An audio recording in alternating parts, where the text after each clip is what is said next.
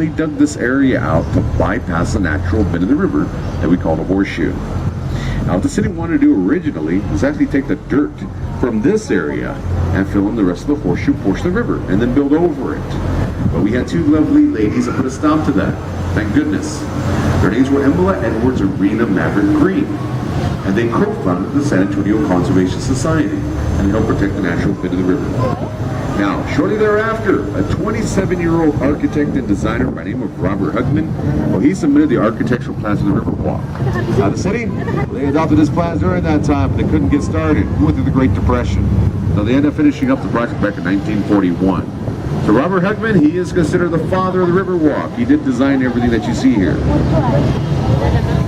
Now, right where you're hearing that music, if that's what it is, take a look all the way up to the stairs here, folks.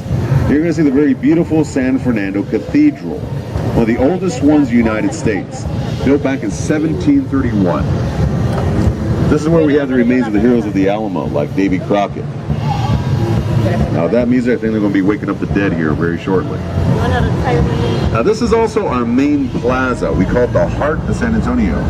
That's because back in 1731, Spanish settlers, folks from the Canary Islands, they actually established the very first self-governing city here in Texas. Now, for the San Antonio River itself, it begins only 4 miles ahead of us. It's called the Edwards Aquifer. It is an underground lake that measures 180 miles in length and 30 miles in width. This is also where San Antonio gets all its drinking water. Yummy. Oh yeah, we're floating on top of it. Now, directly ahead of us, we have the Twin Cypress Tree, otherwise known as the Sniper Tree. Now, back during the days of the Battle of the Alamo, there was a Mexican sniper up there, plinking off Texans, and they came to the water's edge. Now, we're about to enter floodgate number 3. Now, this corresponds with the other floodgate we just went through, but this one shuts down very differently. It closes like a guillotine, and the door that's going to be directly over our heads weighs a whole 3 tons. I just like to go through here nice and slow for the dramatic effects.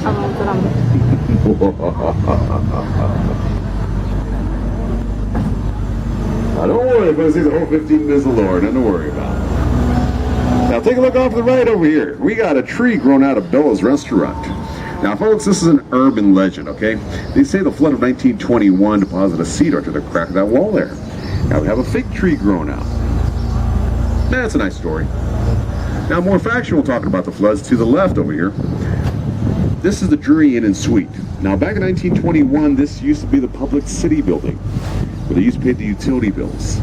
Now, a couple of months after it opened up, we had that major flood of 21, to where the waters pushed out all the chandeliers, the furniture directly out these windows. Now, to give you a better idea just how bad those floodwaters were, if you take a look between the windows, see the 3 shields? That's where the flood line was at.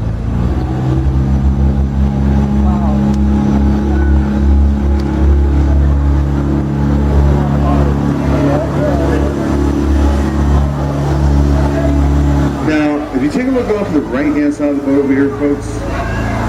You look all the way up, you're going to see the Aztec Theater. Now, this theater was actually done in a combination of a Mayan Aztec architectural design built back in 1926 as a silent movie theater. Now, since there are no sound of these movies back in the day, they used to play a Wurlitzer pipe organ during the movie. It's still in there. That's their version of THX. Charlie Chaplin was here when it first opened up. Now, for my Tejano music lovers, directly ahead of us, we have Selena's Bridge. Named after the late singer Selena Perez. Her husband proposed to her right up on top of there. Well, at least in the movie Selena, if y'all saw it. Yeah, it's not to be confused with the Jennifer Lopez Bridge. Now, to the left-hand side of the boat, this is the Omni La Mansión Hotel. That means the mansion in Spanish. Now, this was built back in 1853 at St. Mary's School for Boys. It later became St. Mary's Academy. And after that, St. Mary's Law School. Well, 2 of the graduating students, lawyers, they came back in the 1960s and they purchased the building and made it into the hotel that it is today. Now, you can walk right into the lobby there, folks, and it looks the same way as it did back in 1853. Fully restored. Did a wonderful job on it. Now, if you have cameras, you might want to take them out, folks. I'm going to show you an optical illusion, okay? But you have to wait till we pass from underneath this bridge here. I'll set you up for it. Okay, take a look off the front left-hand side of the boat. Y'all see that white sign? This is Dick's Last Resort. I want you to take a look all the way up to the very top of that building. It's going to look like a freestanding wall about to fall on you. You have to look all the way up to the very, very top to the full effect.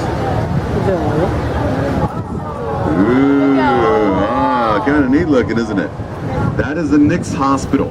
That's one of the very first hospitals in the United States to have centralized air conditioning back in 1930.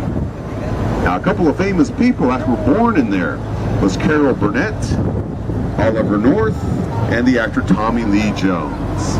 And it's still used as a functional hospital today. The only one that I know of with a bar down the basement. Now, they call that the anesthesia room. I want to go. You want to go right in there. You want to be admitted, huh? Now, folks, directly ahead of us over here is the Hyatt Regency Hotel. Now, ladies and gentlemen, you might want to listen up here, okay? If you happen to be staying at this hotel directly ahead of us, and if you happen to have one of those rooms that are facing us, please be sure to close the curtains. I was going to find yourself on YouTube later on in life all embarrassed. The stuff that we see up there, I kid you not, folks. Now, this hotel sits directly in front of the Alamo. So before construction, they had to do shadow testing to make sure no shadows would ever cross over the Alamo at any part of the day, out of respect. So it is a little bit shorter from the rest of the hotels that are around us. Now, speaking of the Alamo, I'm going to show you a shortcut to get there. Take a look off to the left-hand side of the boat, and you're going to see two double doors with a sign above. It says Shops de Paseo de Alamo. Now, if you walk right through there, that leads into an atrium. Now, on the other side of that atrium, you're going to see some cascading waterfalls and fountains. Just go directly up the stairs. It'll be right in front of the Alamo. Now, folks, during those days of Prohibition, when alcohol was illegal throughout the United States, we had a group of German businessmen that did not agree with the whole Prohibition thing.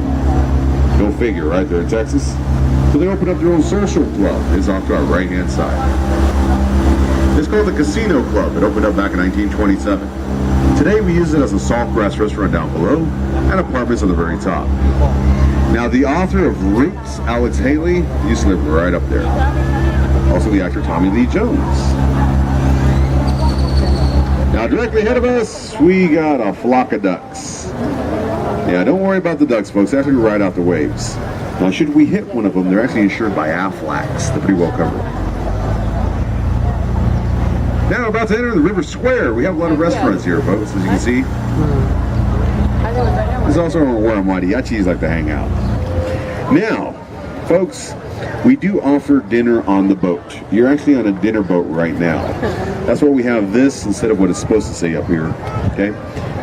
Now, also the tables are in the very back. Now, at 6 o'clock, I'm going to be converting this one over. Now, if you're interested in having dinner on the boat, just check with one of these restaurants here. They'll be more than happy to help you out. That's about $40 per person, okay? Now, raise your hand if you like margaritas. Where's our margarita drinkers? All right. You hear that?